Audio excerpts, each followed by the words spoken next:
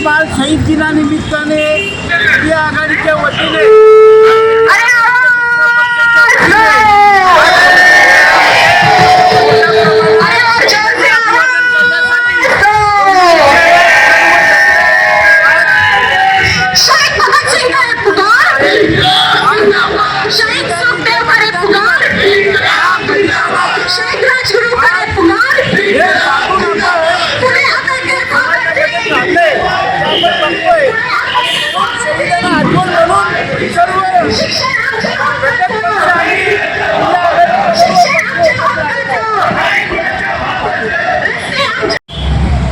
मोठ्या लोकांनी हे जे काय बलिदान दिलेलं आहे ते बलिदान कशा पद्धतीने निस्वार्थपणे दिलं होतं आणि त्यांची ध्येय धोरणं काय होती आणि स्वातंत्र्यानंतर आजचं जे हे काय राजकारण समाजकारण जे काय चाललं आहे आणि जो देशाला वेठीस आणतायत म्हणजे आपण स्वातंत्र्य मिळूनही आज 27 वर्ष झाली आणि त्याही परिस्थितीत आजचं एकंदरीत वातावरण हे आपल्याला पार करण्यासारखं वाटतं आहे.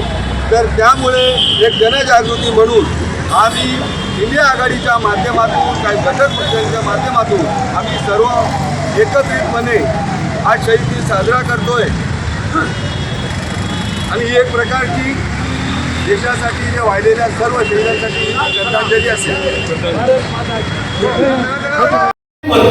त्यांनी याचा पुरस्कार करावा, त्यांनी याची मांडणी करावी, त्यांनी इथल्या नागरिकांमध्ये पसरावं अशा आशेनं आपण इथे राहिलेलो होतो. पण ती आपल्याकडून चूक झाली आणि आपण एक स्वतःहून मान्य करूया की सामाजिक न्यायाची लढाई आपण लढलो होतो ती आता हारलेली आहे. त्याला आपण लढाई व्यवस्थित लढलो नाही. मला आश्चर्य असं वाटतं की अमृतकालाच्या काळामध्ये बोललं जात असताना अशी परिस्थिती अचानक आली का, सहज अशी का आली, आपण नेमकी चूक कुठे केली हे जोपर्यंत आपल्याला कळत नाही. भूतकाळात असलं की तुम्ही वर्तमानाचा विचार करत नाही. मग तुमच्या देशातल्या असणाऱ्या 1% लोकांकडे या देशातली 40% संपत्ती असली आणि या देशातल्या 10% लोकांकडे या देशातली 80% संपत्ती असली तर तुम्ही त्यांच्याबद्दल बोलायला तयार नाहीये. हा त्याचा संदर्भ आहे. या देशातल्या असणाऱ्या शेतकऱ्याचं उत्पन्न 10,000च्या वरती जात नाही. तो आत्महत्या करतो, सगळ्या प्रकारे करतो, पण हे सांगितलं जात नाही. त्याला सांगितलं जातं कारण की तुझं काहीतरी पाप आहे, तू या जन्मात चांगलं वाग, पुढच्या जन्मात तुला काही.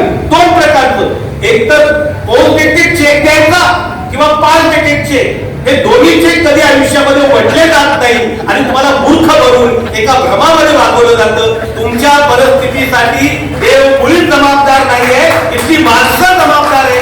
एवढा जरी तुम्ही विचार केला तर मला असं वाटतं की खूप मोठ्या प्रमाणात तुमच्या डोक्यामध्ये पहिली क्रांतीची सुरुवात होईल.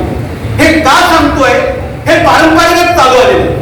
मी एकाला विचारलं की 650 वर्ष या देशामध्ये इस्लामी राजवट होती. तर 650 वर्ष इस्लामी राजवट कशी काय राहिली? 4% मुस्लिम लोक होते, 96% हिंदू होते. 96% हिंदूंवरती 4% मुस्लिमांनी राज्य कसे केले? त्या काळात सुद्धा हाच फॉर्म्युला होता, क्रांती विरुद्ध प्रतिक्रांती. यातल्या मूळभर लोकांनी, इथल्या उद्योगपतींनी, इथल्या सरंजामदारांनी, इथल्या असणारे महत्वाची साधनं असणाऱ्या शिकलेल्या लोकांनी त्या इस्लामी राजवटीशी साठगाठ केलं आणि इथल्या 85% बहुजन समाजाचं शोषण केलं. म्हणून 350-450 वर्ष आधी गुलामी होती. 250-300 ब्रिटिश होते. त्या काळामध्ये जवळपास भारताची लोकसंख्या 25 कोटी होते. 25 कोटी हिंदू आणि मुसलमान मिळून 250-300 ब्रिटिशांनी तुमच्यावर राज्य केलं. त्या काळात कोण होतं? ह्याच लोकांनी, इथल्याच उद्योगपतींनी, इथल्याच महत्वाच्या लोकांनी, इथल्याच शिकलेल्या लोकांनी एकत्रित झाले. त्यांनी ब्रिटिशशाहीशी संगनमत केलं आणि त्यामुळे